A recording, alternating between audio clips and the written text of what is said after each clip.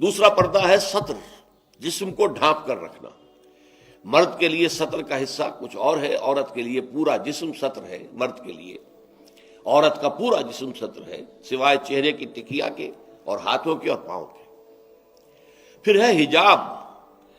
اگر مسلمان عورت گھر سے باہر نکلتی ہے یا کہیں گھر کے اندر بھی کوئی نامحرم آتے ہیں تو ان سے پھر چہرے کا پردہ بھی لازم ہے۔ محرم کون ہے؟ محرم وہ لوگ ہوتے ہیں کہ جن سے کسی بھی حالت میں کبھی بھی نکاح کا کوئی امکان نہ ہو۔ باپ سب سے بڑا محرم ہے۔ ظاہر بات ہے کہ کچھ بھی ہو جائے بیٹی کا اور باپ کا نکاح نہیں ہو سکتا۔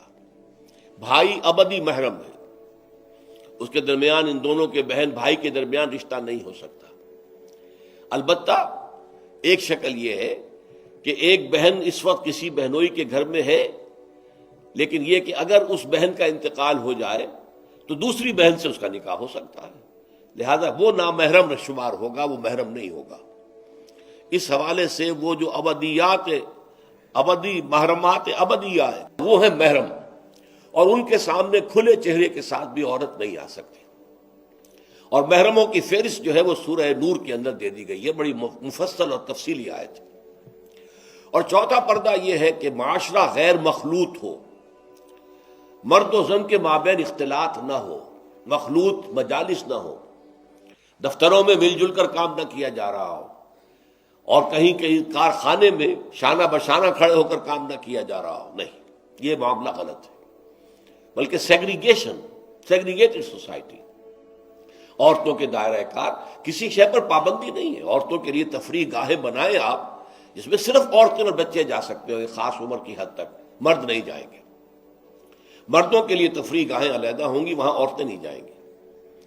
تو عورتوں اور مردوں کے درمیان عدم اختلاط، مدارس ہے، اسکول ہے، کالج ہے، یونیورسٹیاں علیحدہ علیحدہ بنا دیجئے، پڑھیں وہ بھی، یہ بھی پڑھیں، لیکن مخلوط نہ ہو، مخلوط تعلیم نہیں۔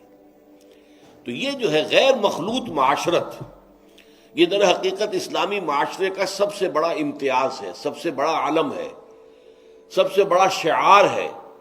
کوئی بھی غیر مسلم جو ہے اسلامی معاشرے میں آئے گا تو سب سے زیادہ بات جو اسے محسوس ہوگی وہ یہ ہے کہ یہاں عورتیں اور مرد جو ہیں وہ آپس میں ملے جلے ہوئے نہیں ہیں، بلکہ ان کے درمیان ایک گویا کہ بہت بڑا پردہ جو ہے معاشرے کے اندر لٹکا ہوا ہے، سیگریگیشن ہے۔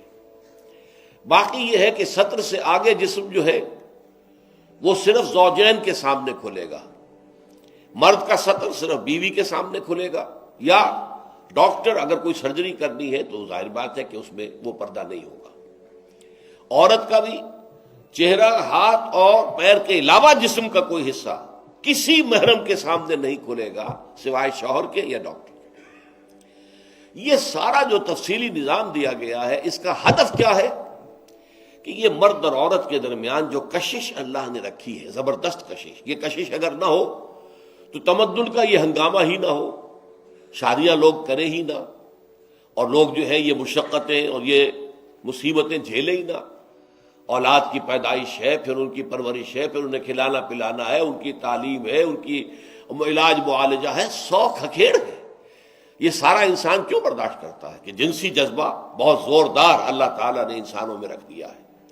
تو جتنا یہ زوردار جذبہ ہے اتنا ہی اسے کنٹرول کرنے کے لیے گھوڑا جتنا منہ زور ہو اتنی ہی مضبوط لگام اس کو دینی چاہیے۔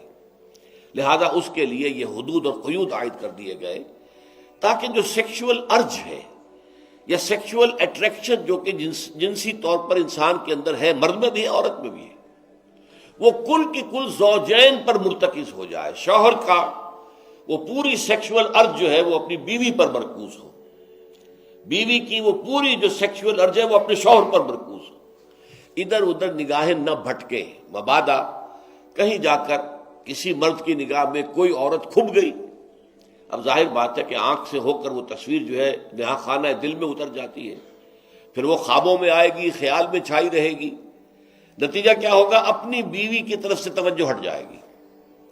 وہ جو بانڈ آف لو ہے اور باہمی اٹینشن ہے ایک دوسرے کی طرف شوہر اور بیوی کی، وہ کم ہو جائے گی، اور اس کا نتیجہ کیا نکلے گا کہ خاندان کا ادارہ کمزور ہو جائے گا، جس سے کہ اسلام چاہتا ہے کہ بہت مضبوط ادارہ ہو۔